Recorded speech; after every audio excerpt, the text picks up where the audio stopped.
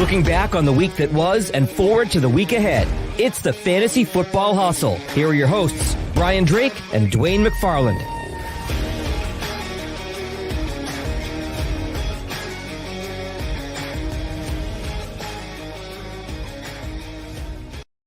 Hey, welcome one and all. It's week 4 of the Fantasy Football Hustle. I'm Brian Drake of FightingChanceFantasy.com, joined as always by my main man, Dwain McFarland of Establish the Run and Pro Football Focus. Dwain, I can't believe it's week 4 already. We've got injuries, we've got waivers, we've got COVID-19 pandemic taking teams out. How are you, my friend? Man, I'm awesome. Looking forward to it. There's so much information to get through. We'll try to get through it as quickly as we can, but I mean, it's pretty packed. There's a lot to talk about with several teams. Yeah, we're going to do this a little differently this week. We're going to go team by team with the teams that have something to talk about at least. Just a note we have to put off the top. Titans, Steelers, and Vikings, Texans situations this weekend are up in the air due to, obviously, these COVID-19 situations. We don't know if they're going to play. We don't know when they're going to play. Just have a backup plan, okay? If you've got players on those teams, be aware and make sure you got somebody rostered behind them, okay? Quickly, Dwain, off the top, if someone's just looking for waiver recommendations at running back and receiver, a couple of names, and then you got to listen to the show for our deep dive on these guys. Well, yeah, I think, running back's not like it was, last week, but wide receiver is better. This will probably be the biggest wide receiver week of the season, would be my guess. I've heard a lot of people say, it's not as big of a week. I think this is actually a bigger week than last week. From a big picture view, just saying, hey, what's the biggest waiver wire week? And the reason why is you have these young talents that are breaking onto the scene with teams that are showing that they know they need to move in a different direction because they need a spark. So Justin Jefferson, is at the absolute top. I mean, if you watched the game at all, it would be really hard to not drop 50% of your fab, on the dude just watching him. He looked great. And that's a team that was looking for a spark. We hoped maybe it would be Irv Smith. Well, it's not. It's the rookie. And I mean, Olabisi Johnson, how was this guy ever even holding this guy's jockstrap? I don't get it. Jefferson should have been on the field. I guess it's this old school, you got to earn your stripes kind of thing. Yeah. Jefferson is, we'll get into the details, but he should be at your top. T. Higgins, Brandon Ayuk should be right behind him. Then I would say Hamler and Claypool are after that. Then we can talk about some of the other guys that are a little lower, like Greg Ward, et cetera. Running back isn't as huge. If Gaskin is sitting around out there, we know Robinson's not out there in most leagues. If he is, obviously he's at the top of your list. But I would say from utilization standpoint, Gaskin is fine. Doesn't get the carries inside the fives. Not really on a great offense, but he's going to get touches. Carlos Hyde, could be useful for a couple of weeks if you're looking for a plug-in. We'll see what happens with Chris Carson. We know that he's got a strain to the MCL, so it sounds like he's going to miss some time. Burkhead kind of popped last week. I'm not real excited about it, to be honest, because James White's going to be back. And Sony Michel still had his role, and J.J. Taylor had his role. And now you got Damian Harris coming. It's just a freaking cluster with New England. I don't see any of those guys taking over the full-time role. Cam's always going to be a problem down inside the 5. I don't think there's any way Cam doesn't score at least 10 rushing touchdowns this season, so there's not a lot of room left. But there are some stash guys. Wilson Jr. obviously would be a name, Drake. But if I was putting these in order, it'd be Gaskin, probably Wilson Jr. and Hyde are right there next if you absolutely need something right now. But if you're looking to make a stash, we had Anthony McFarland get on the field for the first time, and he flashed. Yes, James Conner's still the lead guy, but Benny Snell hasn't looked as good over the last couple of weeks, and it looks like they want to get McFarland involved a little bit, and who knows? If all of a sudden, for some reason, James Conner goes down again, we know Snell's probably going to have a role, but McFarland, could find a role for himself as well, and he's much more explosive than Snell. So McFarland in deeper leagues is a guy that I'm definitely, I've got on my list. And then you also have Darrington Evans in Tennessee, who was finally healthy. He got on the field, and so he is a true cuff to a back that gets a huge amount of work that could be hurt at any moment, and that is Derrick Henry. So those aren't sitting out there very often. So he and Anthony McFarland are really more of my, if you got room to stash a guy and you're looking for that upside, maybe in 3 or 4 weeks, and you don't want to have to drop all of your waiver wire bid on them, you want to be proactive about it now, those would be the guys. There you go. All right, guys, we're going to go rapid fire here. I'm going to go through the teams. If there's nothing to talk about, I'll just kind of give a note. And we'll move on to the next guy. If you're watching on YouTube, we appreciate it. Hit that subscribe button. Leave a comment down there. Let us know who you're looking to pick up here in week 4. Dwayne, it's time to hustle. Let's get going, my friend. In Arizona, Andy Isabella went 4 for 47 and 2 touchdowns on Sunday in the absence of Christian Kirk. We don't really want to chase touchdowns, and this guy only played 40% of the snaps. Is this a guy to target, or is Kirk going to come back and assume this role? Thoughts on this offense? Yeah, if you pick up Isabella, you have to think of it more like a Mecole Hardman kind of thing. You're really stashing a player that you think's on a good offense, and you're hoping his role grows. If you're in a super deep league, maybe you flex him on a bye week, or maybe he's a guy that you're like, I want to roster him over somebody else that I don't think has much upside. And if that means I've got to start him here or there, you're okay with it. Just know that that's what you're getting. Only ran a route on 38% of the dropbacks. Had 12% of the targets, but he was out there for 100% of their 2-minute offense, and he was out there, for the majority of their 3rd and long snaps, and he played 87% from the slot. The thing is, he's come up with big plays 2 weeks in a row.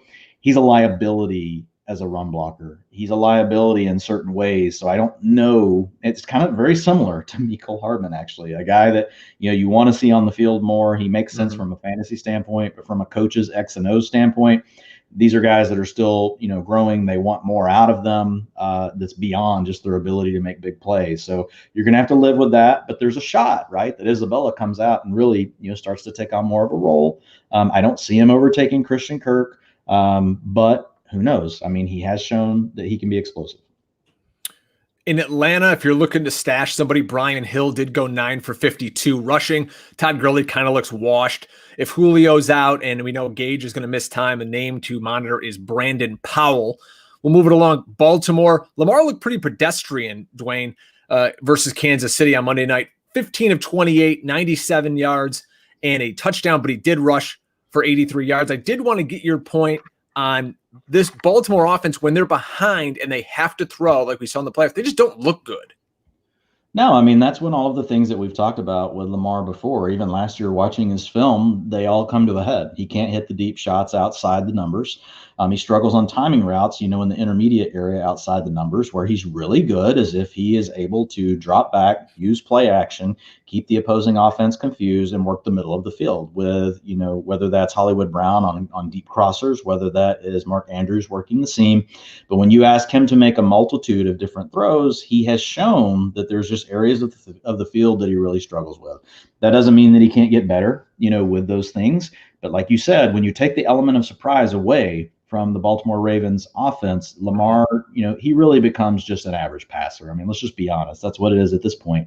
From a fantasy standpoint, obviously his legs are going to save you a lot. And when everything's clicking, he's still the top quarterback potentially every week when everything's clicking. But we talked about this in the preseason.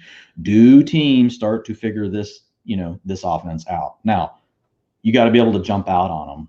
When you have Pat Mahomes, you can do that, and you change the whole thing. Now, a lot of teams, they don't have that ability, Drake. They can't come out and move the ball against this defense. So overall, Lamar Jackson's probably going to be fine. You're just seeing some of the, the issues with him as a true NFL quarterback kind of made their way into our fantasy landscape this past week because of the way the game script went. In Buffalo, Taylor Gabriel was the first, he was a rookie wide receiver for the Bills. He came in aid of John Brown, who's nursing a calf injury, and he caught all 4 of his targets for 81 yards. My guy, you guys out there, you got to read my column at fightingchancefantasy.com, Drake's Takes. I said Devin Singletary is afraid of the end zone. The Bills tried to get him in there twice, didn't score. They were throwing a 5th-string tight ends ever since. So, that's all I have to say on the Bills. And Dwayne and I were texting all weekend about it. I had to get my Devin Singletary shots in. On there. I mean, you did have the Gabriel part right. It's Gabriel Davis, but I knew who you meant. But yeah, I'm sorry. I'd say Taylor. Damn autocorrect. It's okay, dude. He is a guy that's been, he's a rookie, and they've liked him. So I mean, if you're in a dynasty, and he's gone in a dynasty, but maybe you got a deeper keeper type format. It's a super deep format. Davis is somebody you can look at. That we're not looking at him though, obviously for redraft. Another Davis that we talked about last week is Mike Davis for the Carolina Panthers, and he did what we said he was going to do. 13 rushes for 26 yards, nothing great there, and he did 8 for 45 and 1 receiving. This guy's going to get you 20 points a week in a PPR. What I do want to ask you about, though, Dwayne, is DJ Moore's usage, and is he a buy low candidate, only he was 2 for 65 on Sunday. Right. That's not going to get it done. I know because I have him on multiple teams. What the hell's going on with DJ Moore? Yeah, well, two things. Mike Davis is a bell cow back Love right him. now. And I would rather start him over Joe Mixon right now. Oh, of course. The people that own Joe Mixon are really struggling. So Mike Davis, 76% of the snaps, 65% of the attempts, 83% of the 4-minute offense. He had 80% of the long down and distance snaps, 75% of the 2-minute snaps, 33% of the targets, 71% of the routes. This dude is getting everything, and Curtis Samuel is really no big deal. He's just a gimmick player at this point. Look, we all love Curtis Samuel. I drafted him a ton. I've been hoping he's going to be good. I just don't see it. Even though he got 4 rushes, he's only out in a route 70% of the time. He had 15% of the targets this last week. He could still pop a big play. So in deeper leagues, you're trying to hold on to him, but in shallow and medium-sized formats, just move on. DJ Moore is absolutely a buy low. Everything about DJ Moore, and let's just start before I even go into utilization. How many receivers have in their first 2 years as rookies started off being inside the top 36 and then inside the top 15 fantasy receivers, even when missing time? It's very rare. DJ Moore is one of the few people that is on that list, and people can talk all they want about Teddy Bridgewater. Who was his quarterback last year? It was even worse, right? So here's what happened this past week. This was a team that finally didn't play from behind. They trailed 0% of this game, so they only ran 51 plays. The 2 weeks before, when they were in the typical kind of game they're going to be in, they play Arizona this weekend, which is going to be a ton of plays. They ran 74 and 67 plays. If you look at DJ Moore, 26% of the targets on the year, Drake, 93% of the routes, 13.7 ADOT. He leads the team in air yards at 50%. Wow. Robbie Anderson is only at 9.5 ADOT. So Robbie Anderson is for real. Samuel's a gimmick. DJ Moore still the lead guy, and if you can buy him low, absolutely yes, unless you just only believe in production and you don't believe that actual utilization leads to production, especially with a talented guy like this. He has everything. He's talented. He's got the utilization. It's going to happen. It's going to be there. So, if you can buy him, absolutely. The other thing that I look at now is he's targeted everywhere on the field, deep, intermediate, shallow, left, right, middle. He's used everywhere. They want him to lead this offense. They do. It hasn't worked out perfectly. He's had some tough matchups. Yeah, Teddy Bridgewater is going to have his struggles, but I'm supremely confident still in DJ Moore. There's nothing here telling me, oh my gosh, I'm worried. Look, I'm happy to come off of a take if I'm seeing the right kind of data supporting it, but it's just the opposite. I'm doubling down on DJ Moore everywhere that I can get him. I want him on my teams. So you guys know that I'm an Eagles fan. Dwain and I text during the games on Sunday and kind of talk about our DFS lineups. And just early in the Eagles-Bengals disaster, he goes, hey, what's T. Higgins doing? And I'm like, why is he asking about T. Higgins? A couple of touchdowns later, I see, Dwain is, probably cashing checks over here. So T. Higgins, the rookie, led the team in routes run on Sunday, and A.J. Green just doesn't look elite anymore. I think, as Dwain mentioned on the waiver wire, one of the first 2 or 3 options that have to come off as a wide receiver is T. Higgins. So how much did you cash, first of all, Dwain, and what are your thoughts on the rookie? It was a good weekend. It could have been better had I not used Hayden Hurst and Evan Ingram in my tight end spots. I still, I cashed a ton of my lineups, but it could have been a huge weekend. You know what's funny? A guy we're going to talk about that I had written down because of his percentage of routes that he's run was actually Jimmy Old Man Graham. Had I used him, it would have been an enormous day because of the salary relief. But yeah, Higgins, I had in there multiple times, probably 20% of my lineups had Higgins in them. So the salary relief he gave me and then coming up with 2 T's was absolutely huge. Now there was a lot of ways you could have got there this past weekend. A lot of guys that kind of came, Justin Jefferson, right? Another example. But Higgins was one where I had seen, things were going upwards. But yeah, 83% of the routes straight, 23% of the targets, 43% of the air yards, 17 ADOT. I heard some clown today on Sirius XM talking about him being the underneath target. I don't know how these people are on air. We're available if you guys would like to put us on because we're a lot better than half of what's on there. No offense to those folks. There's some really good people on there too. So I'm not necessarily talking about everybody, but there's some stuff on around midday that, it's basically a snooze fest. 50% of the end zone. Shots fired from Dwain here, coming out swinging. Oh, dude, it's like we work hard at this stuff, and I love this stuff, and I put my money where my mouth is. I play in a lot of leagues, and I don't mean it, as to be offensive. It's just like, come on, don't get comfortable in your jobs. Keep delivering at what you're doing. Don't be Matt Deutsch, if you're listening, at FF Hustle, get into the DMs. I feel like the presidential debate right now, calling each other clowns. Anyway, so yeah, dude, Higgins, I'm all over it. Yes, AJ Green's still out there, man. And so, but I get it. He was getting the volume, and basically what I said on Twitter is, look, man, I'm going to keep starting AJ Green until they show me they're going to start going another way. Well, we're seeing 30% of the targets to Tyler Boyd this weekend. Definitely getting T. Higgins in. You got John Ross inactive. You got Auden Tate back active, who's not really getting out there a ton, but when they go into 10 wide, their 10 personnel package, which is 4 receivers, Tate is getting out there. He rotates in a little bit. But yeah, man, Higgins, you got to be all over it. In fact, if you really need a receiver and you're going to go big on Jefferson, and let's say for some reason you miss, my backup bet on Jefferson is going to be Higgins, and I would have just as much in there. If you really need a receiver and you're like, I got to have somebody for the rest of the way, and I want them to not only be somebody that's playing, but I want them to have upside. This is your chance. This is your weekend. Do not be shy. Yes, they're rookies. Could they flame out? Next week, could we say they're still getting all the usage, but now they're struggling with coverage? Absolutely. It could happen. But these are first and second round talents, and they're that way for a reason. They come from passing offenses in college. This isn't 2000 when they came from the wishbone and they didn't know how to run routes. These guys have been doing this their whole career. They're made for it. Defenses suck right now. Everything is hitting the over. I mean, we're just ding, ding, ding, hitting the over bell on every game. These guys are going to have opportunity.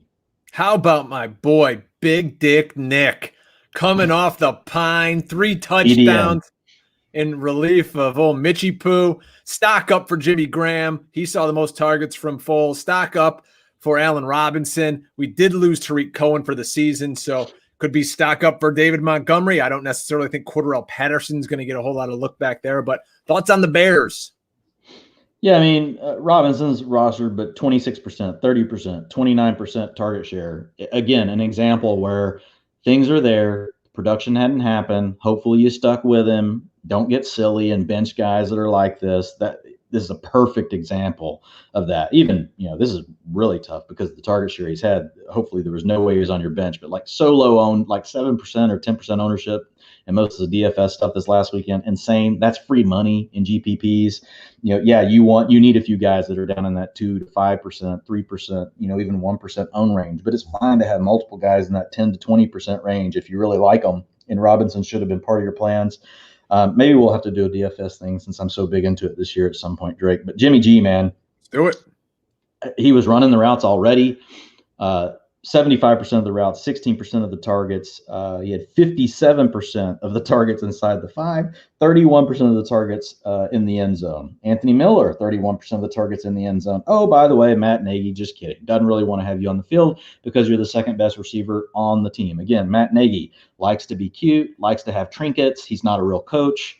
I don't know what else to say about the guy. Yes, I'm coming out hot tonight. I'm just so sick of this crap. I'm sick of guys like Matt Nagy playing Taylor Gabriel these last few years and Darryl Mooney. Fine, I like them, but don't take freaking Anthony Miller off the field for that crap. It's just dumb. Like, get your best players on the field. I get it. All I do is fantasy and I read numbers. I do analytics.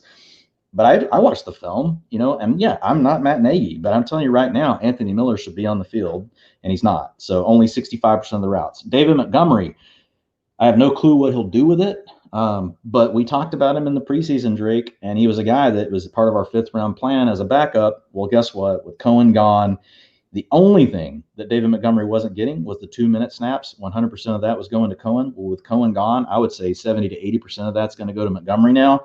He was splitting the long down and distance, which is 3rd and 4th, 7+ yards, 50%, 50 between those two. He's probably going to get 80 to 90% of that. I think Patterson will work in a little bit, but I think with Montgomery, you have a bell cow utilization player. Not a great offensive line, not a great offense, but on volume alone is probably going to be an RB2. And if he happens to get things together and the Bears defense starts playing better, he could have some RB1 weeks. Bears are 3-0, by the way. I don't think many people realize that. Yeah. All right, in Cleveland, we don't have a lot to talk about here. Chubb and Hunt look great, but the wide receivers are MIA, Dwayne. In a PPR, Odell Beckham is wide receiver 40, and Jarvis Landry is wide receiver 59. What's going on? Is Stefanski ever going to throw them the ball or just cut bait? Well, that's the only deal, dude. It's the 9th least plays in the league, so they've had a couple of matchups now where they jumped out on people. Go back to the first game and look at how many targets OBJ had. What happened? They were getting their wheels blown off. So right now things are going well for the Browns, but when they get into shootouts, OBJ is going to get his. The other thing you have to remember with OBJ, I'm buying low. 85% of the routes, 29% of the targets, 43 freaking percent of the air yards, 25% of the targets inside the 5, 20% of the end zone targets, and here's the real kicker. 41% of his targets come on play action. You guys know what Deebo Samuel did with that last year? What A.J. Brown did with that last year? Oh, by the way, on this same kind of volume, that's what OBJ is going to do if he keeps his head on straight. Just hang with me. Easy buy low. People are looking to bail on him after this week. Yes, and there's plenty of stats you can reference to get them to be like, oh, yeah, I should bail low. Dude, absolutely buy OBJ. He should be in your tournament, roster constructions this weekend. Yes, he's not going to see 10 and 15 targets a week like some of these other guys, but he is going to have high efficiency targets. Baker is a problem. But remember what we thought about Ryan Tannehill before last year in the offense that he got to play in. So Baker's looking a little bit better. I'm a strong hold on OBJ. On Landry, man, I get it. He's back to working, 8-9 yards down the field. He's not getting a lot of the play action targets. And part of you wonders, Drake, is Landry just not right yet? Remember, he was coming off of a hip injury. They're playing about the same amount of snaps. And Landry he's making a few plays each game, but he's a guy that he's different because I think he really needs the volume. You need him to have a shot at 7, 8, 9 catches to really be, viable. Whereas OBJ, you're like, no, I'm fine if he gets freaking 7 or 6 targets, if he catches 4 of them for a hundy and a tee, and that's totally in play with OBJ. I just don't see it in play with Landry. So I think Landry needs to go to the bench. He's still a hold. Shallow leagues, super shallow leagues, I get it. Even if you just want to move on because you want upside, maybe he's your 4th guy on your roster or something. You're like, I got 2 guys I love. I got another guy backing them up, or maybe you're in a 3 wide receiver league, but you want something else. You're like, I want somebody that could push, right, to be in my lineup. Some of these younger guys you may want to take a look at this weekend. But, Landry will be a guy that he's going to pop here at some point. He's going to have a decent game, especially whenever they get pushed for more. A guy I have as my wide receiver 4 in my big home league that I reference all the time on the show is CeeDee Lamb. He's wide receiver 19 in a PPR. But Dwayne, people want to know why all of a sudden is Cedric Wilson getting 19 snaps in the slot and getting targets thrown his way? What the hell happened here with your Cowboys?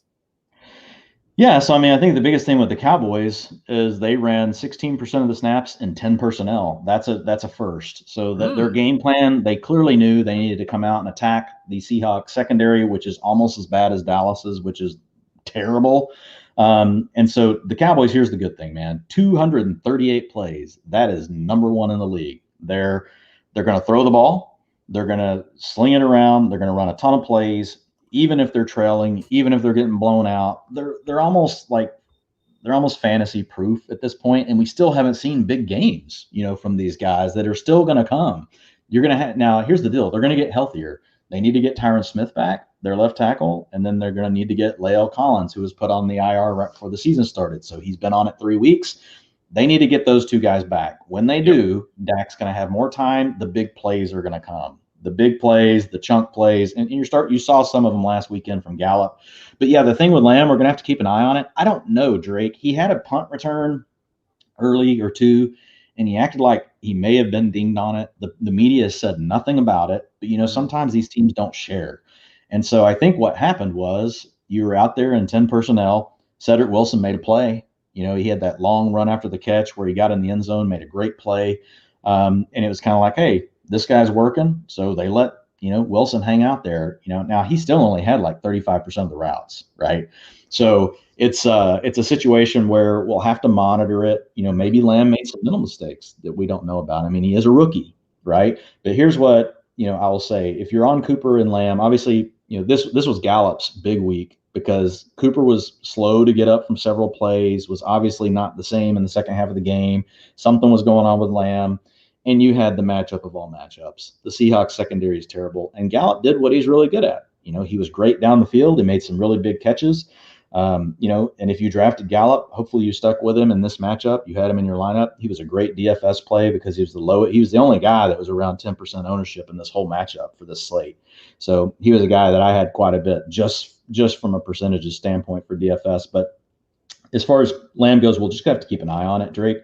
I'm not ready to say it's a huge concern for me yet. If it happens again this week, and we don't hear anything about an injury, then we're going to have to think about, hey, how do we get Lamb onto our bench, for a couple of weeks until we see maybe this thing go away or we get more clarity. If you spent a bunch of money on Dalton Schultz in your fab last week, I'm sorry, only ran around on 56% of the plays.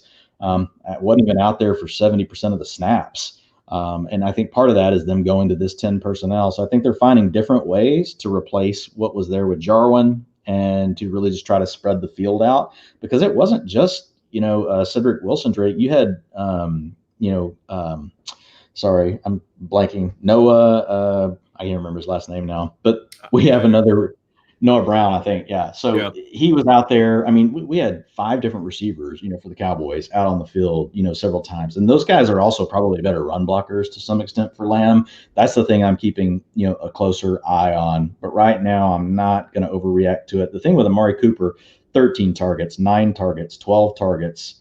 Wow. I mean, Amari is clearly, he's getting, workhorse numbers. We just need him to stay healthy, let the offensive line get healthy, and you're going to get really big plays. You're probably going to like Amari more than I thought you ever even would have. In Denver, it's time for a new quarterback, and it's Brett Rippon. He's going to start Thursday night against the Jets. If you spend some money on KJ Hamler, because let's face it, every other wide receiver there is injured. He didn't really do much for you. Did lead the team in routes run. Check your waiver wire to see if Phillip Lindsay might have been dropped due to his toe injury. He looks to be coming back. Anything on the Broncos, Dwain, or move on? Just Hamler. Hamler was a preemptive ad last week, if you could get him. And he's probably still going to be pretty cheap. The problem is the quarterback. You need Drew Lock. That's funny, right? We're begging for Drew Lock to be back because it's so bad with Driscoll. I talked about this some last week actually on Twitter, with some of the FFPC guys that, play in a lot of leagues, where it was like, oh, Hamler's the guy. And I agree. I like Hamler, and I think he should be picked up. But, the quarterback situation is an absolute freaking nightmare. So don't get too crazy with it. Did run around on 94% of dropbacks, 14% of the targets. The thing is, he's not getting much of the slot work. Only working outside, so he's going to have to face better coverage. Judy didn't play as much because he was hurt this week, but when he did, 95% of the slot routes to Jerry Judy. That's freaking money. The best player on the Denver Broncos offense right now is Noah Fant. He looks really good, 82% routes, 27% of targets. He just needs a better quarterback as well. But Fant's a guy that continues to be cheap in DFS, and he's one of the few tight ends in the league running a route over 80%. If you thought it was tough sitting through that debate tonight, just wait until Thursday when you get Broncos Jets. Oh, it's going to be fantastic. Yeah, I can't wait. In Green Bay, Alan Lazard, if he happened to be on your waiver wire, blew up with no Devontae Adams. Houston, team stinks. I got nothing on them, Dwain. Oh, absolutely. No, yeah. So we got to talk about Houston. Houston is absolutely freaking buy low right now on every freaking player. They played Kansas City, Baltimore, Pittsburgh. Now they get Minnesota, a sieve, Jacksonville, and Tennessee, who's apparently just going to be in 80-point shootouts every week now. Those are their next 3 opponents. Deshaun Watson right now is the closest thing to Russell Wilson other than the production that Wilson has had. He's had 8 big-time throws versus 10, for Russell Wilson, 8.3 yards per attempt versus 9 for Russell Wilson, 8 out of 9.7, 59% air yards versus 63% for Russell Wilson. And he's similar. He hangs out back there. Average time to throw is 3 seconds. Like Russell Wilson, he wants to hit the big play. Guess what? He has 2 huge play wide receivers on the outside. Brandon Cooks, Will Fuller, buy now. If Brandon Cooks happens to be on your waiver wire, which I've even seen in some bigger formats, which kind of amazed me, and I grabbed him for nothing, absolutely go get these guys. You're going to be rewarded heavily when these matchups blow up. Deshaun Watson, if you can buy him low in your league right now, he'll be a top 3 quarterback over the next 3 weeks. Mark it down. In Indianapolis, a couple of guys you might find on your waiver wire: Mo Alley-Cox, the tight end. Jack Doyle returned this week, but I don't like calling a guy Alley-Cox. My daughter's name is Allie, and it's weird. I don't like it. I'm just calling him Mo. I'm never saying it again now after hearing that. Yeah, so I like to think of it like, I'm watching the Nature Channel and I just saw a moose, and then I flipped through the Colts game and I saw an Alley-Cox. It's like, it's like, what is that? What is that big thing like moving way too fast out there that's actually, more aggressive than you think? It's like, I don't know. He looks great, and he was still getting targets with Jack Doyle. So Doyle kind of became the inline blocker, whereas Mo Alley-Cox is out there running routes. You got Michael Pittman now out 6+ weeks. You've got Paris Campbell out for God knows how long, could be the whole year. So Zach Pascal, come on down. I mean, between him and Greg Ward, it's the end of 2019 all over again. So you got T.Y. Hilton out there. You got Mo Alley-Cox and Zach Pascal. Somebody's got to catch the ball. I think that's why we saw Nyheim Hines a little more involved this week also. But this team's blowing people out because their schedule is so soft right now. So I think things will start changing when they start playing better teams. Yeah, people are going to love T.Y. Hilton once they actually have to play in competitive games. He's literally not playing like a lot of the second half because they're just ahead by so much, and they don't want to get him hurt because now that Paris Campbell's out, it's like he's their big play guy. Campbell was the other one. Yeah, Pittman's nice, but he's really more, he's hurt now, but he's really more of a possession guy. And Alley-Cox, look, it's fine, but really, like, he wasn't running routes. He only ran a route on 30% of plays. Doyle ran more routes than Alley-Cox did. I hate saying it too now. This is really terrible. We'll call him Mac because it's M-A-C. So Mac did run a route on 75% of the long down and distances where they did keep Doyle into block. Mm-hmm. So that was kind of interesting. So I think, he's a guy that they could be growing his role. I do not think you can trust him yet unless you're in a soup. Like you tell us, hey, in the chat room, I'm in a 16 team and you got to start 2 tight ends. Great. Get him out there. But if you're in a typical league like most of you guys, he's worth carrying if you've got the spot, but don't force him into your lineups yet. I'm going to give you guys great fantasy advice right here. So if you're driving your car, just pull over, get out a piece of paper and a pen, and write this down. I can't wait. Hang on, let me get mine. I don't need to pull over, but I got my pencil. Start all the Kansas City Chiefs. There you go. That was my analysis. I have nothing to add to that. They're matchup proof. Go with it. I guess the only guy we could hit on, Hardman, he's a guy that, you want to carry him on your roster. You still don't know if you can play him, so you're going to have to deal with that. He, from a route percentage standpoint, only 43% this last week. The cool thing is if you play with Patrick Mahomes, really it just takes one of those. And he says, oh, gotcha. I mean, this guy's out there toasting Ravens, cornerbacks, and safeties. So he's capable. He just needs to be on the field more. He weighs like 12 pounds. That's the deal. They just don't want him out there anytime they're running unless, he's window dressing. So he's going to be somewhat limited. It would take multiple injuries, in my opinion, for him to really become, worthy. Honestly, I think the way that is his quickest, which we would never want to see, would be if Tyreek Hill, was injured again. I think this year he might get more of that work as the field stretcher, being a guy that they seem to trust a little bit more. But outside of that, I think he's just a rotational player. But he is on a great team, so he's a great, guy to stash on your roster, especially if you're in deeper leagues. You picking up Anthony Sherman or Eric Fisher? Did you know what's the deal with Anthony Sherman? His nickname is apparently the Sausage. Like, we need to get him and Mo Alley-Cox together. Like, yeah, we gotta get a sponsorship for that somehow. I don't know what the deal is with the sausage. Big sausage pizza featuring Anthony Sherman is an RB1 the rest of the way. We'll just leave it at that.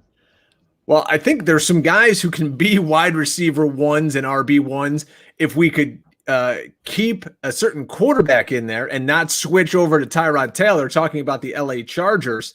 And Keenan Allen, 168 air yards on Sunday. Austin Eckler looking like a first-round pick. He's RB9 in a PPR. Just receiving-wise, folks, he had 11 for 84 on Sunday. So, wow, that's it. Those guys are alive and well. But if Tyrod comes back in, abandon ship. Yeah, and the thing with Eckler is, even with Josh Kelly getting the work he's getting, Eckler's seeing more rushing attempts than what he saw last year. We talked about this before. It was like Kelly wasn't getting the full Melvin Gordon workload. Eckler was still keeping some of that for himself. So now you got a guy that could get 185 to 200 carries plus, between 80 and 100 targets. If Herbert stays out there, you have even a little bit of upside from there, depending on how things level out over the next couple of weeks. Man, that will put Eckler into the top 3 or 4 running back conversations within the next couple of weeks, if that keeps up. So very interesting thing to watch. If you drafted Eckler quite a bit in the second round because you were scared of, Gio Bernard and some of the other issues that were going on with these other backs that, made us, particularly on this show, a bit allergic to taking those guys in that space. And so Eckler's the way you went. Wow. You have hit the jackpot with Justin Herbert. And like you said, Drake, I mean, Keenan Allen, like it's the same thing. And we did talk about it a little bit. It's killing Mike Williams. This shows you like how much a quarterback and their mentality matters, right? The scheme's still the same and they're doing some things different. But if you look at it, what happened, right, with Keenan Allen versus Mike Williams and the way this has looked over the last couple of weeks. But I mean, Keenan, man, 17 targets and 10 targets the week before, 27 targets. I mean, good Lord. That's freaking ridiculous. It's a fantasy football hustle. Brian Drake from FightingChanceFantasy.com. Dwain McFarland, Pro Football Focus, and Establish the Run. If you're watching on YouTube, which we hope you are, and you're getting in our chat room, leave us a comment in the comment box. Hit subscribe. We'd appreciate it. If you're listening on iTunes, leave that 5-star review. All right, Dwain, the Los Angeles Rams, I'm going to drop some nerdy stuff on here I read on Twitter. The ADOT for Robert Woods is down 4 full yards from 2019. It was 8.1. Now it's down to 4.0. Cup's ADOT is down 2 full yards, but the yak is up. Is this a new offensive scheme? Is this just even more short dink and dunk like you and I were texting about on Sunday? What's going on here with the Rams? Yeah, I think we're probably in too low of a sample size to really say if something like ADOT is really being, this impacted. Now ADOT is something we know that stabilizes usually around like I can't remember the number of targets, but usually 5 or 6 games you get a pretty good feel over ADOT. So we'll see. I think the bigger story here, Drake, is really that Sean McVay does not want to put this offense into the hands of Jared Goff. He wants to protect him. He wants to protect his offensive line, and I think it's smart by basing everything off of the run game. Remember, Sean McVay really comes from Kyle Shanahan, but he has roots in Jay Gruden's scheme. So that's why he basically meshed those two things together. You have the 3 wide receiver looks, but now you're going to get under center like you would in a Shanahan offense, and you're going to bake in all these play actions that basically make every play look the same. The bigger takeaway here is 51% of the time. Now, this is against dropbacks, not against pass attempts. So this is actually a dropback is your intent was to pass. It just that you got sacked or you scrambled, right? Mm-hmm. That's essentially what happened. So it's really a better gauge of how often a team wants to pass versus run. But no team, Drake, is running the ball more than your LA Rams. 51% of the time. That's the most in the league. And oh, by the way, last week when they were getting their doors blown off by the Bills in the first half, 46% they still stuck to the run despite trailing on 77% of the plays during the game by 4 points or more. So it's a situation where they're going to stick with it. They're going to use play action.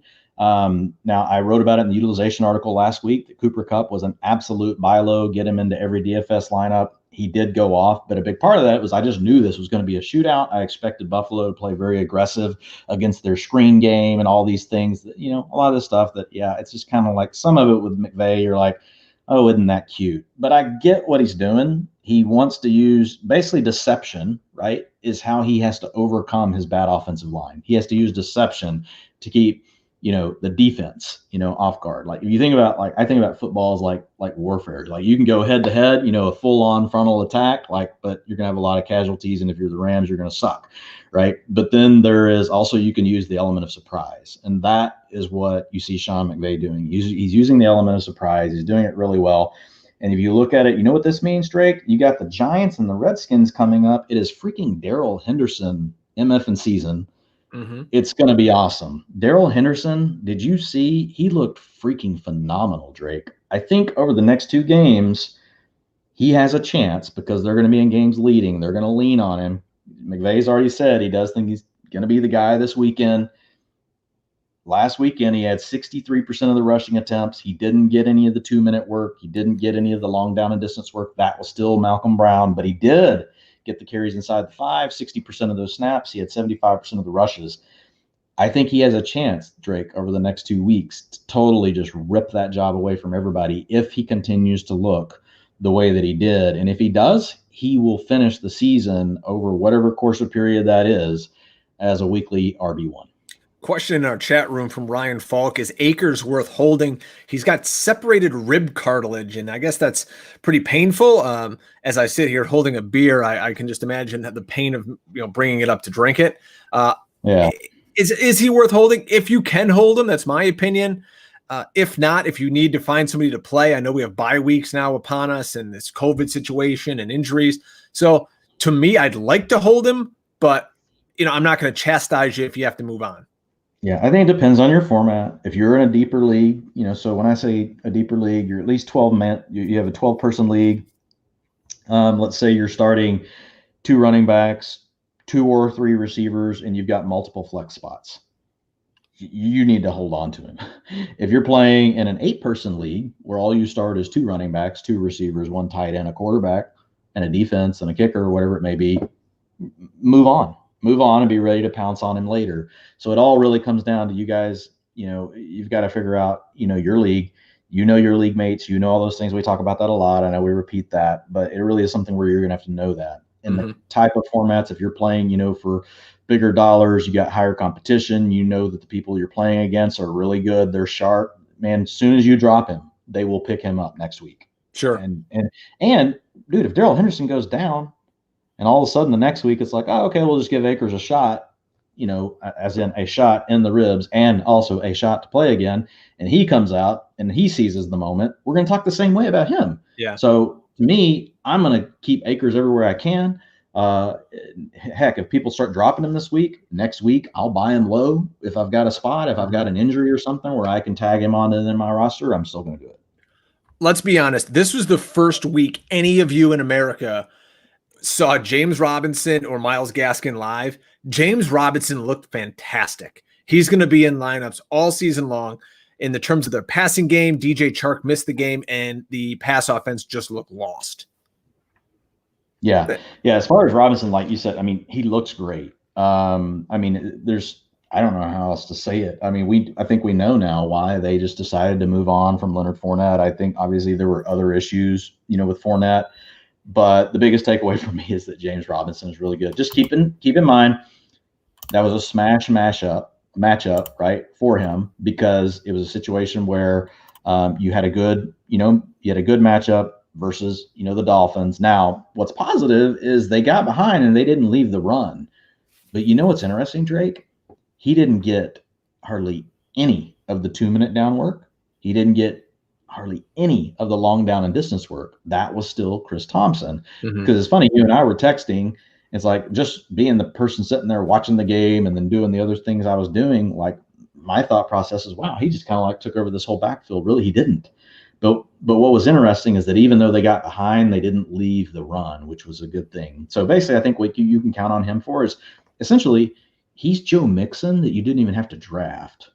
People that drafted Joe Mixon, they know what it's like whenever you get down really early by 20 points every week. That's still going to be a problem for James Robinson. So just keep in mind in the matchups where the Jags could really fall behind, just remember that. Now, to be fair, the Jags have been more competitive the first 2 weeks than we thought they ever would be. And then this last game, they kind of came out and laid an egg. So let's see how they look this next week. They could still be a more competitive team than we think. I know a lot of people are mad because they probably put Minshew in their lineup. I had people ask me, hey, man, Minshew over, God, some of the names, Rodgers, all these people. I'm like, whoa, time out, So there'll be people that'll overreact to that. I guess kind of where I'm going is, we still don't know for sure what the Jags offense is. I don't think we know it's not going to be amazing. We don't think it's going to be super bad. We just need to see, can they be somewhere in the middle? And if that's the case, that's really going to help Robinson. Miami, the other team in that game, has Myles Gaskin. We mentioned him earlier. We don't have to get too crazy into him. He's RB22 right now on the season in a PPR. Still only 47% owned in Yahoo leagues. Guy got 22 carries in that game, but he's losing the goal line work to Jordan Howard. That's concerning. But if Myles Gaskin is out there, you can add him. Nothing wrong with having a guy like that in your lineup as your RB3, bye week fill-in, whatever. Those are the players the sharper players will have and ready to plug in and rock and roll. Yeah, the other thing I was saying on Miami, absolutely. Parker. Like Devontae Parker, 100% of the routes, 25% of the targets, 41 freaking percent of the air yards, 40% of his targets are on play action. This dude he's about to blow up. Like, he's about to blow up. He's been injured. He's had bad matchups. Everybody's talking about Preston Williams, and I like Preston Williams, but like the way things look right now, and I'm not saying, hey, go drop Williams. I really do like Williams, and I think he's probably the number 2 target, and then you've got Gesicki, as the next guy in line. But man, Parker, get ready. I think it's about to really come. And remember, this is Chan Gailey. If we go back to our preseason show, some of the wide receiver ones that he has peppered. I mean, we're talking 150 target type stuff, guys. Like, we're talking what he did with Stevie Johnson, what he did with Brandon Marshall. I mean, he just fed these guys the rock. And I think with Parker healthy and, especially as long as Fitzpatrick stays in, I think Williams is still recovering from the ACL. I get it. People are saying he's the X and he's the guy I don't even really care. Like, Parker's the guy they're trying to involve. They're moving all over the field. He's getting targeted everywhere. Williams' utilization so far is very limited to just doing a few things versus Parker is truly being schemed. And so he's about to destroy. Put him in your DFS lineups this weekend. Seattle's secondary is freaking terrible. They made Michael Gallup look like Jerry Rice. Gallup's fine. We've covered this. He's a fine player. He's not an elite player. Devontae Parker is going to destroy Seattle's secondary. I can't wait to have him in lineups this weekend. You know what I noticed, because I start Mike Gesicki in my most important league at tight end, so I'm really watching when he's on the field. If they're not throwing the football, he's not on the field. They're putting him out there in situations where he's going to run a route and get targeted. At least from what I saw in the first time, I'm looking out there. I'm like, where the hell is he? They got 2 other tight ends out there blocking. So just something I kind of picked up watching my guy Mike Gesicki, because I'm playing tight end roulette like everybody else out there. Any thoughts on that? I mean, they try to mix it up. I mean, and it depends on the game. I mean, last week it really looked that way because he only played 49% of the snaps, but he ran a route on 82% of dropbacks. So the way that game worked out, there was something to do with the game plan. I don't know, but definitely in that game it happened. Then there's other games where, like the week before, he had 55% of the snaps, but he only had a route on 59% of them, or he only ran a route on 59% of plays. So he was almost out there equal for run versus pass. So it's something, I don't know exactly how they're working that, but yeah, I mean, I think to some extent there are games where it definitely looks that way. All right, here's what we're all sitting around the podcast for. Minnesota Vikings, the probably number 1 target on the waiver wire, Justin Jefferson, the rookie out of LSU, led the Vikings the past 2 weeks in receiving yards, just dropped 175 and a touch. Next 3 games gets Houston, we hope, Seattle, and Atlanta. That is juicy AF. Yeah, literally do not be shy. Put whatever you think you need. I mean, I would say, if I really thought I had to have him, I will drop over 50% of my fab this week on Justin Jefferson. He's not available, honestly, in many of the leagues that I play in. So that helps me. Again, your league, what's going to happen. But if you need a wide receiver, this is the guy. This is the guy you want to own. The only thing negative is you do have Minnesota, who does not run a lot of plays. They do not run a lot of passes. But what I just said about Odell Beckham Jr. earlier holds true for Jefferson. He doesn't need 12 targets. This is a system that's going to be based on play action. They're going to get him his good looks. I would honestly say the other thing to think about here, Drake, is this could be a problem for Thielen because we knew it would be a low volume offense. But the thing for Thielen was like, well, he's going to get 35% of the targets. If Jefferson really is this good, Thielen's not going to get that many of the targets. Now, what it will help Thielen with is teams can't just focus on him. And eventually, we talk about this every year, about every 3 to 4 weeks, you'll see some of this stuff turn over, right? Because defenses are typically watching the last 2 to 3 weeks of film. So if all you're watching is Justin Jefferson highlights, in 2 weeks, guess what defenses are going to do? They're going to turn to take away Justin Jefferson. Mm-hmm. And that's when you plug out Adam Thielen into your DFS lineup, and you go take home the bank, because that scheme will then be based around Jefferson, and Adam Thielen's going to go do his thing. But just be aware that you're going to have probably a little more ebb and flow. Thielen's obviously an every week start, but if Jefferson continues to perform this way, at least for the next couple of weeks, it really could go more his way. But he's an absolute must add. Any format, doesn't matter. You have to get him. If you guys think we should do a late week DFS show and you're watching us on YouTube, just get into those comments so I can beg Dwain to do this. And if he sees enough of you guys want the late week DFS show, maybe we can persuade him enough to do it. Let's see. Now, a lot of guys are asking me on Twitter, Dwain, about Rex Burkhead. Do I pick him up? He caught 7 of his 10 targets. He scored 2 rushing and 1 receiving touchdown. Cam can't score all the touchdowns. Again, folks, James White's coming back. Damian Harris is coming back. Sony Michel had 100-plus yards. So to me, if you're dead at running back, go nuts. But I'm not targeting him. I'd rather go look and see if James White and Damian Harris are on your wire. If you can get him for little to nothing, go ahead. If not, I really don't care. James White's coming back. That's what propped up Burkhead this weekend. Yep. He got some of his normal role, and then he got some of James White's role, right? And it's just the way the game worked, right? And it was great. If you had him in DFS and you plugged him in, awesome. Great. But don't go crazy on him on the wire this week. Again, my gut tells me that by this time when we're doing the show next week, many of you will be cursing Rex Burkhead if you put him in your lineup this weekend. It's the Patriots backfield. It's going to be 3 to 4 folks, and you got to deal with Cam Newton inside the 5. Don't put yourself through putting a lot of money in your fab on him. You get him for very cheap, great. You're still probably not going to feel good about putting him in your lineup. One other thing on the Patriots, Drake, N'Keal Harry, he's going down, so he's again kind of like the AJ Green thing. They tried routes 80 to 85 down to 67%, targets 31 to 29 to 15%, long down and distance where you prove, are you trusted? 100% of the snaps, 83% of the snaps, 60% of the snaps, 1 target in the end zone. They do not trust N'Keal Harry.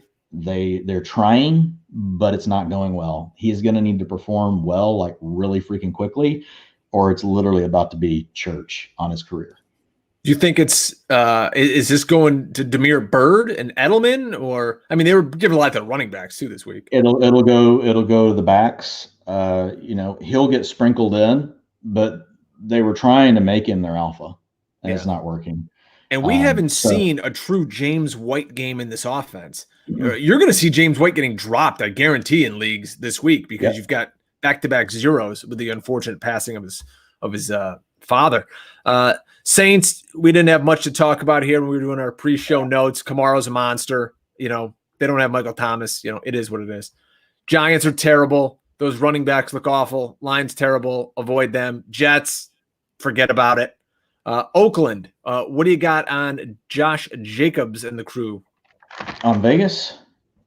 Oh, I got him listed as Oakland. Don't drink low ABV IPAs while planning a show, folks.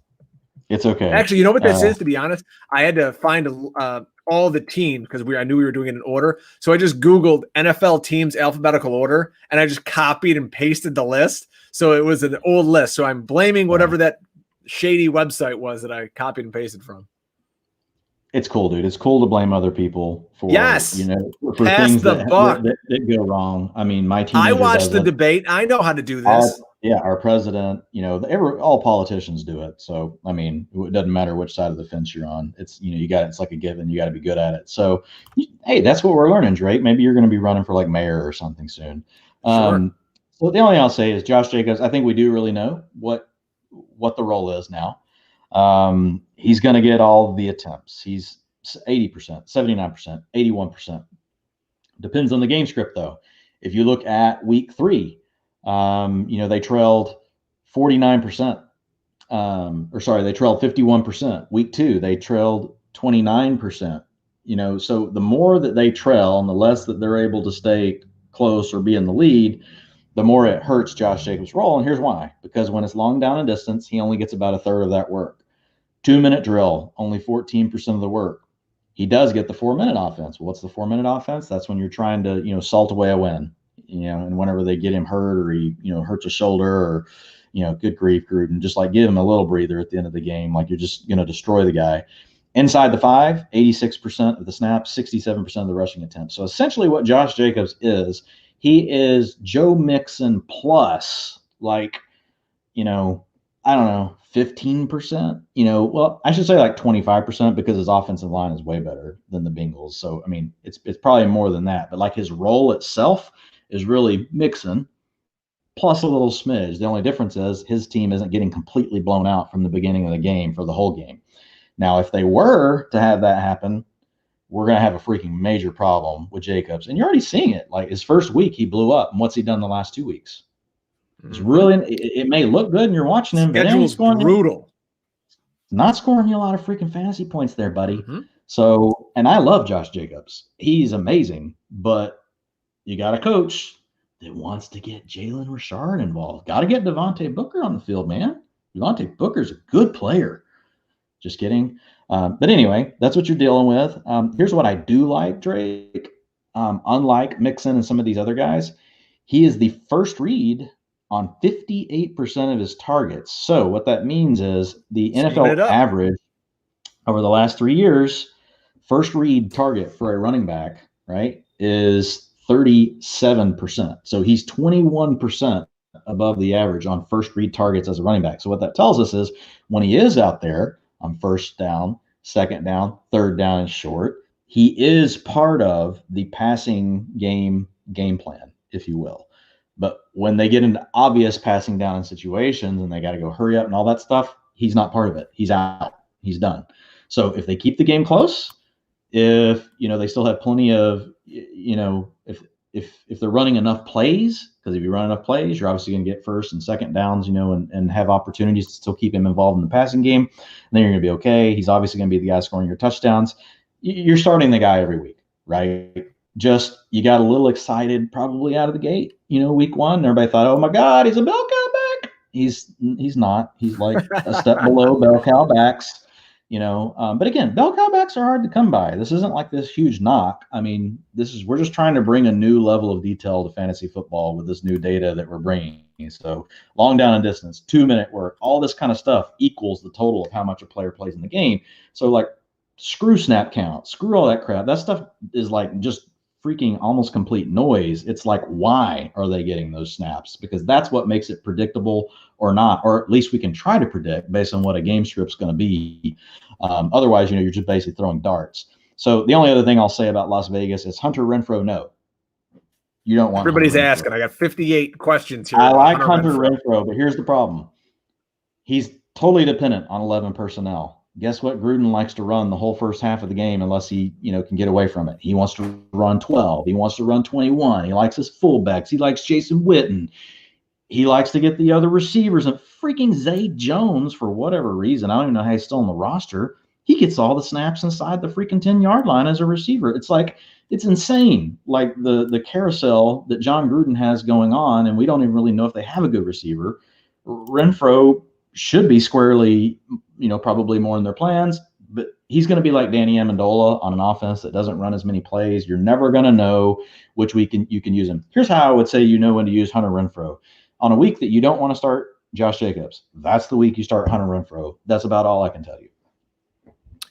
in Philadelphia. Oh, sweet Jesus. Just light a candle, say a prayer for your old pal Drake Sunday morning when you go to church, because being an Eagles fan this year is not easy, folks. That division's terrible. Anyways, I can quickly buzzsaw through this squad. Greg Ward, the only guy on the waiver wire from this team you might want to add. There's no Alshon for another week or so. No Rager. Djax has a hamstring now. Dallas Goedert's out for a couple of weeks. Guy's going to be on the field all the time. Saw 11 targets this week, turned him into 8 for 72 and a touchdown. If you miss out on Higgins and Jefferson and you're just sitting there, with your pud in your hand, Greg Ward's going to be on the field and there's nobody else. So Greg Ward, a cheap yet shrewd play for a deep league fantasy player. And hey, how about our boy, I should say, Matt Waldman's boy, that we just signed off the practice squad of the Lions, I believe, Hakeem Butler. We're going to turn him into a tight end. That doesn't sound good for Goddard. That's all I'm thinking. How bad is the Goddard thing? I didn't have a chance to read on it today, Drake. They said he's going to miss some time. The short-term IR. With that, you don't know. I mean, but he is going to the short-term IR. Sorry, yes. I've been so buried in this other stuff. It's like on certain guys, I went and looked. I didn't even have a chance to look on Goddard. Okay, cool. So, yeah. Who knows? Super deep league. You want to stash him? You got a taxi squad or something. I mean, I wouldn't expect anything out of this kid anytime soon, but I hate to hear that he's actually being moved to tight end. Like I would like to see him in the big slot. That's where where that's Matt, what it'll be. Where Matt really loved him. So let's see. And maybe that's how they use him. In that way, kind of like Goddard. San Francisco, the only name that might be on the waiver wire of interest here, Jeff Wilson Jr. He ran the ball 12 times for 15 yards and a touchdown. Or he caught a touchdown also with on 3. He only touched the ball, Dwain, 3 fewer times than McKinnon, but on a lot less snaps. Got to watch, see if McKinnon's banged up this week. Another name there, JaMychal Hasty. So monitor that situation.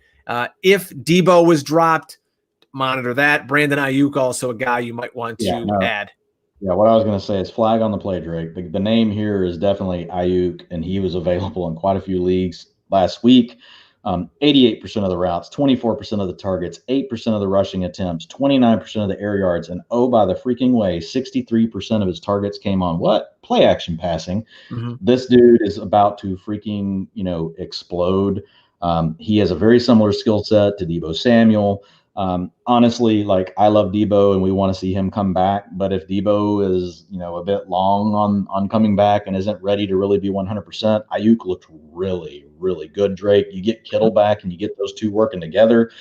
Ayuk is my next guy in line after Higgins. So you're literally going Justin Jefferson and you're going Higgins. They're in a tier, really, and Jefferson's almost is like quasi-owned tier.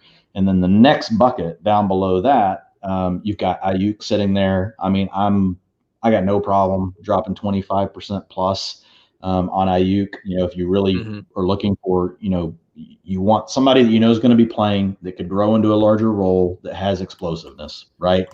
Yes, the 49ers are banged up everywhere, but that means they're going to have to be in more shootouts to win. Their defense is not going to dominate with all the injuries they've had. They will eventually get Garoppolo back. So this offense is going to have to pass much more. They're still going to use the play action, though. So there's going to be more volume to feed more guys. Probably won't be quite as explosive, but there's going to be plenty of room for Ayuk, to provide something here, even if Debo comes back fully healthy. And somebody in our chat room mentioned it, and I watched the end of this game, and it is true. Jeff Wilson got a lot of those touches in garbage time. Yeah. On to Seattle, where Carlos Hyde could be on your waiver wire, and if he is, you might want to snatch him up. Chris Carson's going to miss a week or two with a knee bruise. Real dirty play by one of your Cowboys, Dwain, kind of like Gator roll out there. That was terrible. Honestly, the NFL needs to do something about the hits at the sideline when guys are already have basically, they've let up, they're not bracing for a hit anymore, and they get blasted. Those penalties need to be larger. The fines need to be bigger. And all the plays like what happened in that. It happens all the time, Drake. We're lucky more guys aren't hurt. But the other thing you see, since you can't hit these guys, in all the ways you used to be able to, well, defensive coordinators and stuff, they still want to intimidate. Well, how do they do it? look at all the guys that just get, people just fall on them at the end of a play. Mm-hmm. Think about it. Like 300-pound defensive lineman getting to you, you're already on the ground and like, oops, and just fall on you. Like that shit hurts, man. And it adds up over time.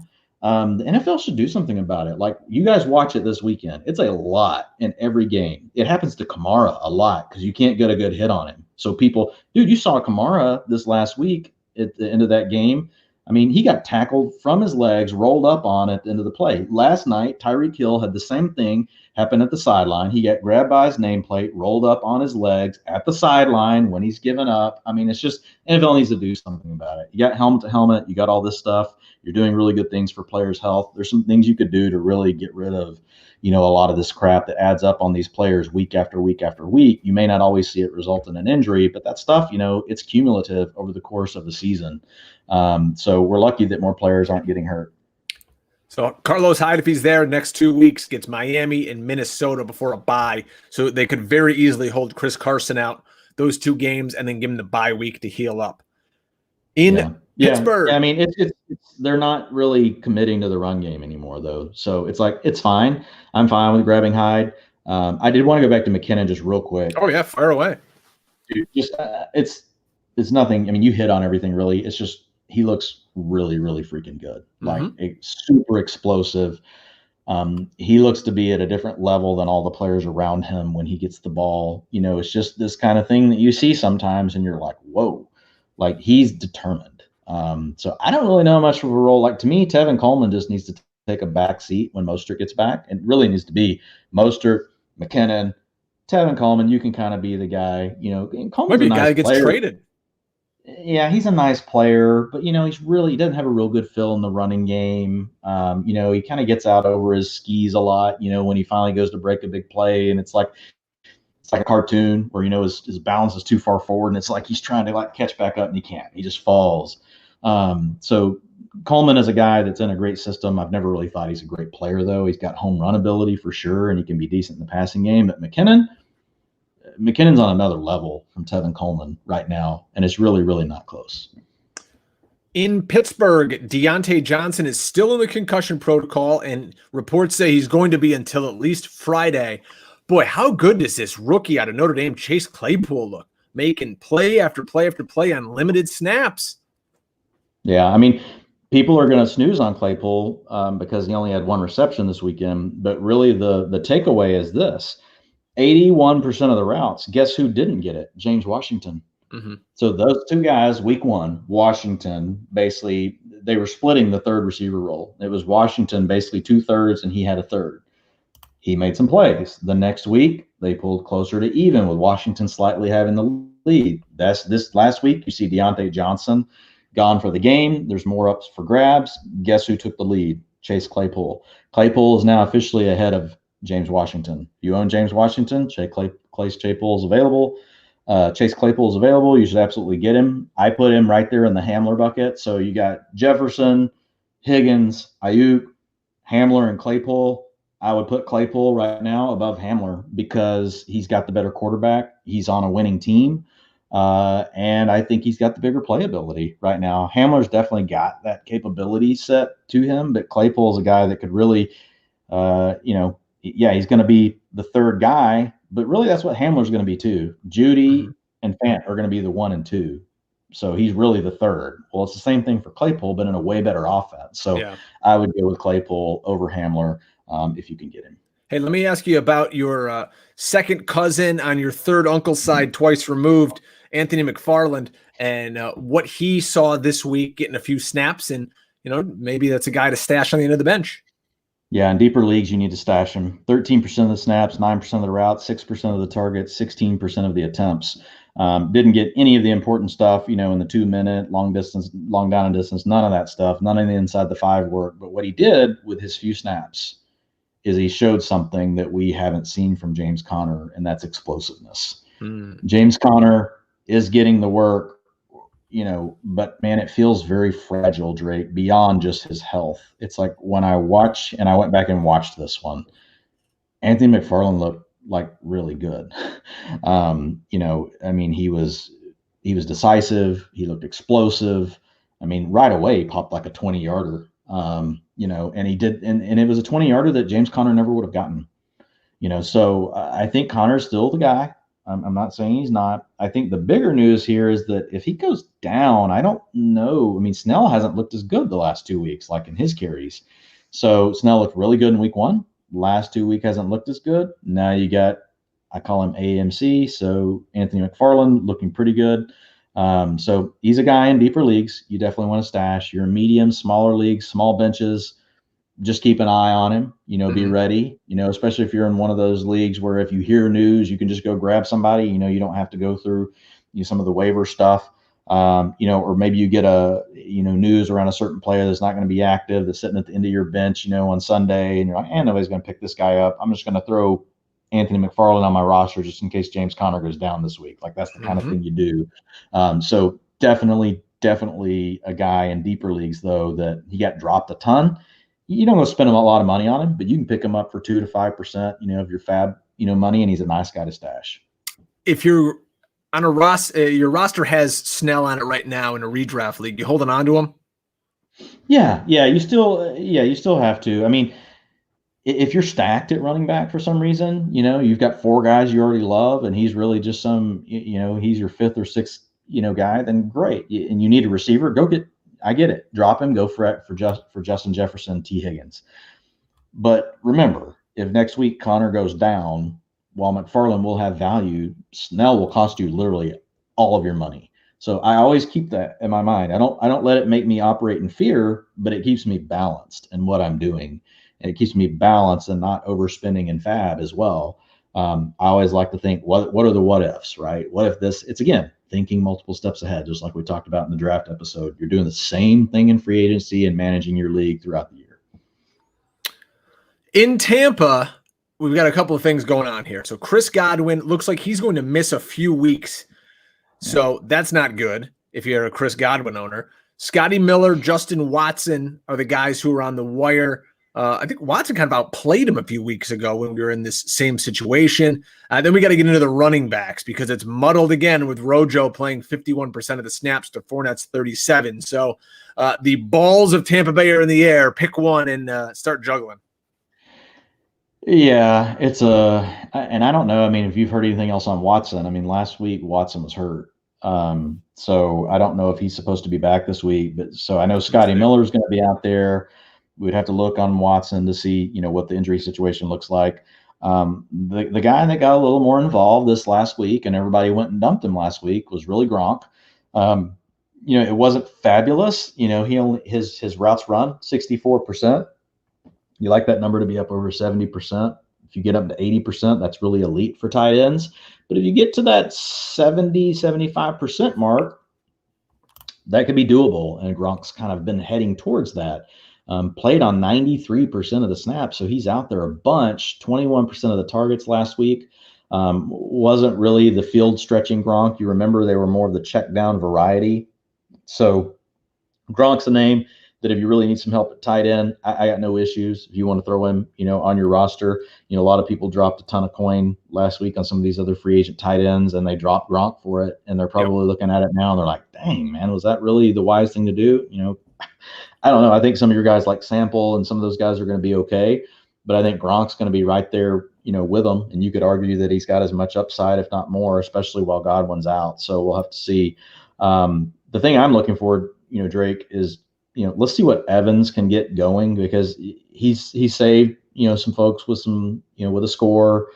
He's getting 2 these targets, catches, 2 yards, 2 touchdowns. Come on, so which we talked about. We knew Brady was going to use him down there. But you're going to need some yardage, to go along with that. Here's the thing I'm going to say, about Brady though, is he's starting to gel. So a lot of people dumped Brady last week. Like I had people coming to me, drop Brady for Minshew. I'm like, no, drop Brady for Trubisky was a question that I got. Yeah. So, I mean, you know how it is. People just they're like, oh man, he hadn't done anything. He's in a new offense. He's got elite talent around him. Threw 3 touchdowns last week, Drake. And guess what he did? In a game where they were winning, what did they keep doing? Throwing. Because their run game sucks, which we'll get to in a second. Let's talk about this run game. Well, real quick, Brady, big time throws. third in the league. Turnover worthy plays, only 2. So I mean, this is a guy, air yards, 62% of his passes coming through the air yard. Oh, Brady can't throw down the field. Well, yeah, he's kind of doing it, buddy. And it's starting to look good. Guess what? His receivers are open. He's throwing to an open receiver on 77% of his throws. That's the third most in the entire freaking NFL. Russell Wilson's first. Brady is like on the verge, so here I'm thinking by week 6, like he's going to be in tip-top form. Let's hope we get Chris Godwin back sooner rather than later. I know it's a pretty bad hamstring issue from what I've heard, but man, Brady has lived on far less, Drake, than Mike Evans. Hell, there have been years where he would have loved to have just had Mike Evans and nothing else. So, and the other thing with Evans is they're using him in more ways than just deep. So it's not like Evans just has to be a deep shot guy. They're working him into more routes, intermediate underneath. Okay, I know you're like, hey, talk about the running backs. I know that's what everybody wants to hear about, but I'm just going to be honest with you guys. Hang on one second. I got to fix something so it pulls in everything right. By the way, while he's looking up that, Justin Watson last week was day-to-day with a shoulder issue. Obviously, he was ruled out and did not play. We'll see on the practice report that comes out on Wednesday. So just follow along, go to Roto World or whatever and search for Justin Watson. Cool. Yeah, so thank you. Good filler there, Drake. So on the backfield, yeah, we've got some flip-flopping going on. Here's all I can tell you right now. I don't want to own any of it, or I don't want to start any of it. But if I had to pick a player that I want to own, it's still Leonard Fournette.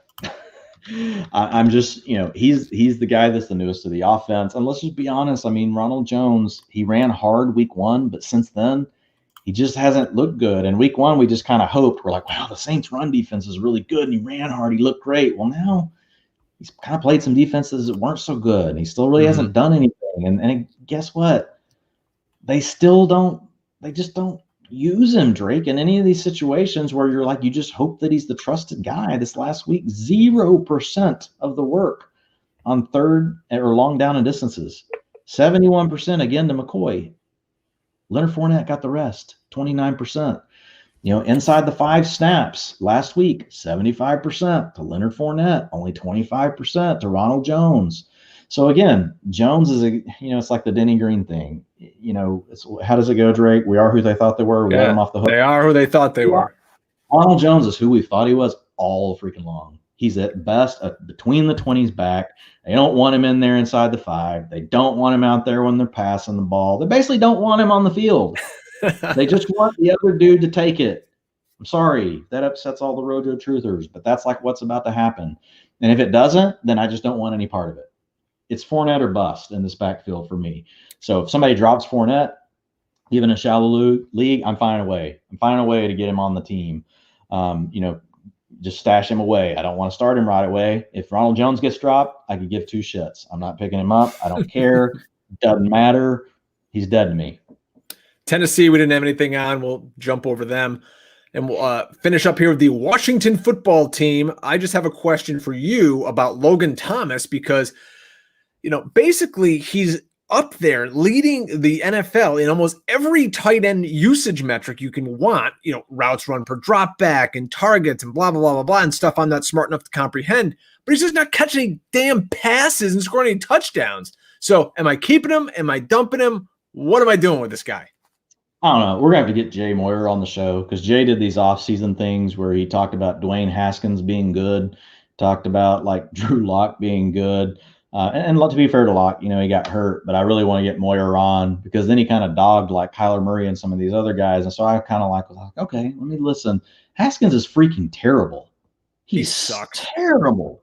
And that's the problem right now for Logan Thomas. Logan Thomas, as far as being in a route from a tight end standpoint, 91%. Like that's Evan Ingram and him, basically. That's it. That's the club. That gets to be in a route that often. And look what, neither one of them are doing any good. Why? Because Danny Dimes also sucks. At least his matchups are going to get a little better in the next couple of weeks. So maybe there's some hope for Ingram, who is also, he's a first round talent. But as far as, Logan Thomas goes, you can do worse, Drake. I mean, depends on what you have at tight end. But I mean, look, I'm not going to blame anybody. I text you about it every week. I'm not going to blame anybody for dropping anyone on, the Washington football team outside of Terry McLaurin. Now, Antonio Gibson is a guy that I still want to hang on to. I think they still want him to take over the role. But right now it's still a committee. They're still getting Barber in a little bit. McKissick is still splitting passing down work. So we're going to have to wait a little bit on Gibson. But I get it. If you're in a shallow league, you're in an 8-person league, shallow benches, that kind of thing, you got to move on from Gibson. I get it. Go ahead. Folks, we got you through 32 teams in an hour and 20 minutes. Dwain's been working overtime here.